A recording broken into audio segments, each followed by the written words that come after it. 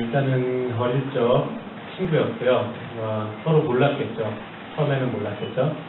근데 저희가 같은 처지에 놓이게 된 그런 친구예요. 부모도 어릴 적에 일찍 잃고 거리에 나와 앉아서 떠돌아다니고 있을 때 그때 알게 된 그때 알게 된 친구인데 그 친구가 자살을 하려고 합니다.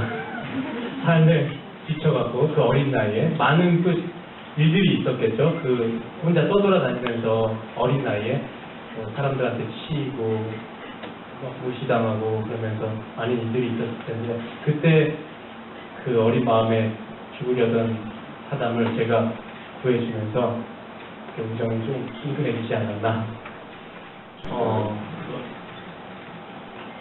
무엇보다 중요한 건 이제 어릴 적에 열도 사담의 말씀을 구해줬고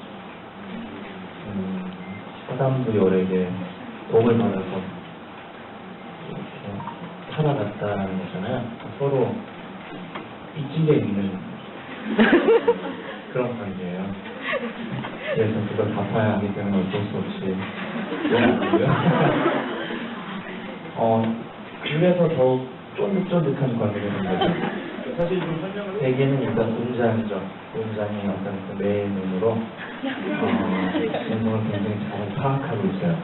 진성이 어떤 이상성이라든지 어린 남자를 좋아한다 이런 거 굉장히 잘 알고 있기 때문에 그건 꽤 전에는 굉장히 지저분한 모습이었지만 열을 보고 저 녀석이다 그만에 알게 되죠.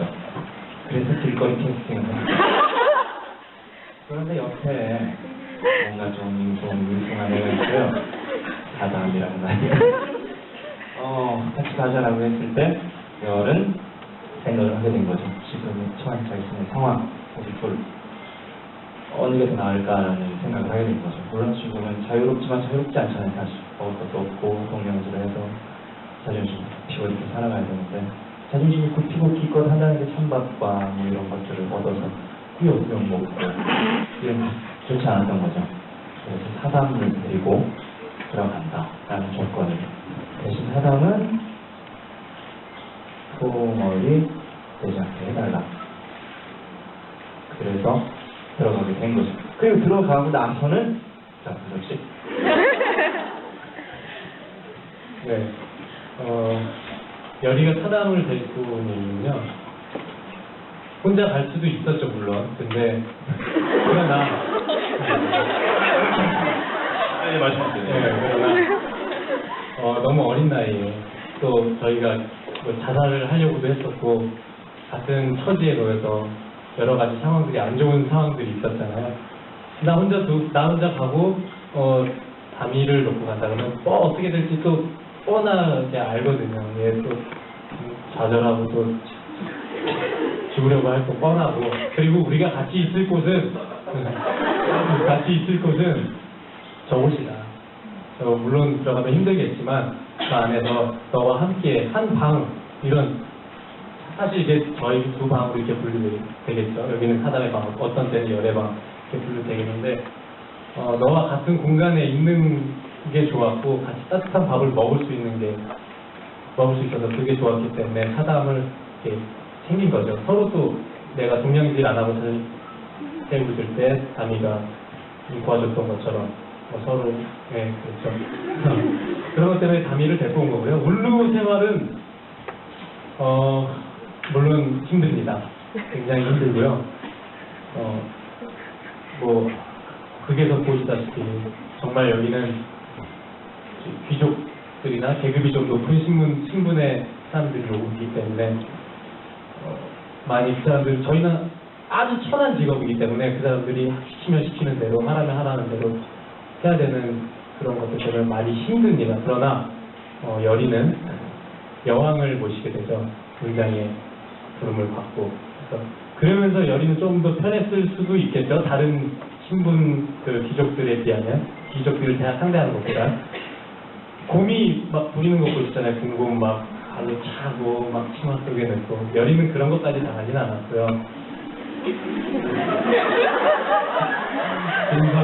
진성을 보시면서 진성을 그냥 기쁘게 그리고 진성에 대한 또 연민이나 그런 게 있어서 진성을 위로해주고 기쁘게 웃을 수 있게 해주는 그런 막중한 임무를, 물론 스트레스도 많이 받겠죠. 많이 힘들고 잠도 잘 못 자고 아침부터 불러내고 이러니까 그게 근데 이 스몰들의 세계이기 때문에 어쩔 수 없어요. 여기서 저희가 도망가려 해도 갈 수 없는 곳이라고 저희는 설정이 되어 있고, 간 얼마 가지 않아서 또 붙잡혀 오게 될 것이다, 아니면 죽을 것이다. 그 옛날 대본에는 그런 것들도 다 있었어요. 얘가 도망가서 잡혀갖고 와서 그런 씬들도 있었고. 근데 음루 생활은 힘듭니다. 저희한테는 굉장히 힘든 생활입니다. 그거를 꿋꿋이 둘이 의지하면서 버텨요. 사랑입니다.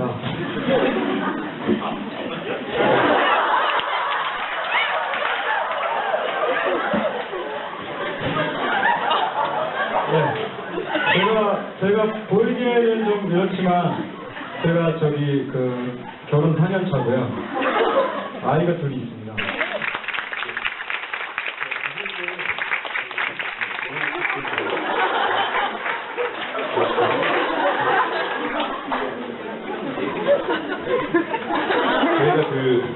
예.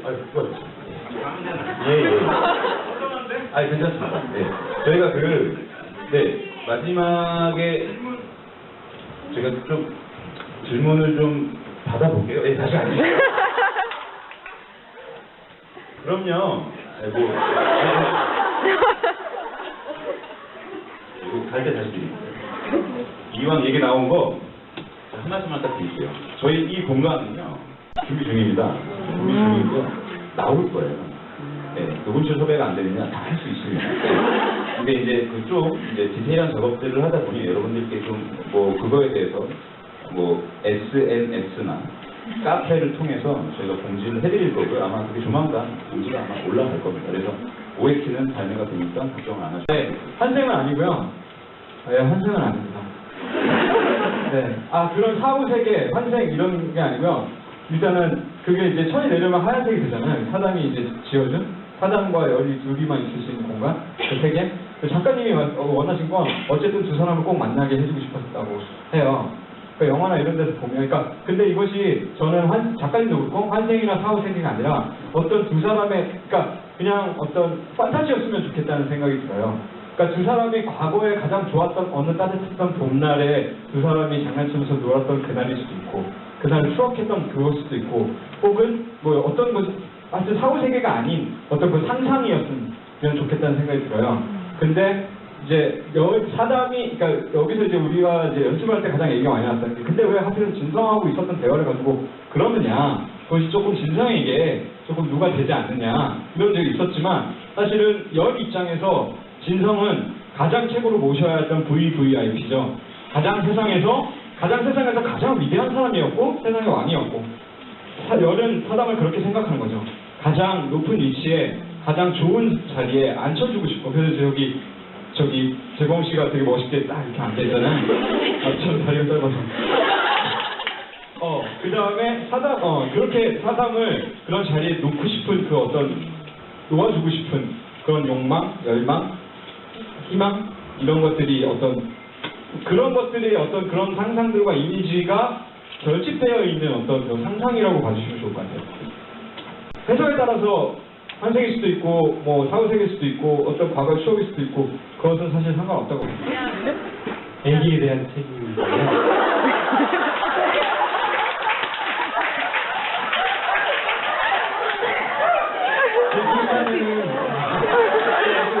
되게 나쁜 놈이 되는 것 같아요. 그거보다 더 큰 게 있잖아요. 사담이라는 더 큰 존재가 있고,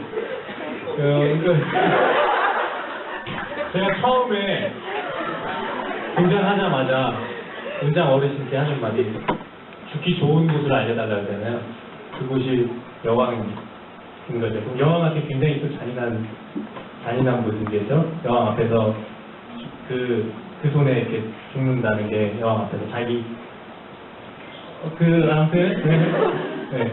일단은 애기에 대한 책임감이나 그것보다 더 큰 존재 사단이 있으니까 그때는 그 당시에는 모든 게 다 내려놔진 상태거든요. 그리고 이제 여왕이 뭐 네가 아니면 내가 아니면 네가 아니면 네가 없으면 자기한테 아무것도 없다. 저기 그 말을 듣는 순간 여인은 내 다미가 아니면 다미가 없으면 나도 아무것도 없다 해서 이제 다미를 따라가기로 결심을 제대로 마음을 먹는 거거든요. 그래서 물론 놀란 건 있었겠죠. 내 애를 놀란 건 있었겠는데 그런 생각 해도 쓸 정도의 상태고요. 열은. 그리고 진성을 모시는 일은 물론 일적인 면도 있죠. 하지만 진성을 가장 운장보다는 아니지만 그래도 가까이서 모셨기 때문에 진성의 뭐 아픔이나 슬픔이나 이런 걸 다 알고 있습니다. 그래서 진성에 대한 연민도 있고 진성에 대한 사랑이 아닌 어느 마음이 있겠죠. 물론 그 단어로 표현하지는 못하겠는데 제가 제일 쉽게 말할 수 있는 건 연민이 가장 크고요. 이 여자를 위로하고 싶은 마음. 그런 거는 진심입니다. 네. 일뿐만 아니라 물론 프로페셔널 하고 일로만 대하는 게 아니라 진심으로 이 여자를 위로해주고 싶고 진심으로 연민을 느끼고 그런 겁니다. 일어서서 연출님하고 기다리고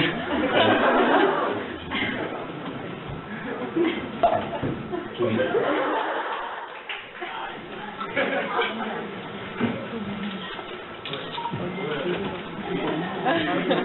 감사합니다.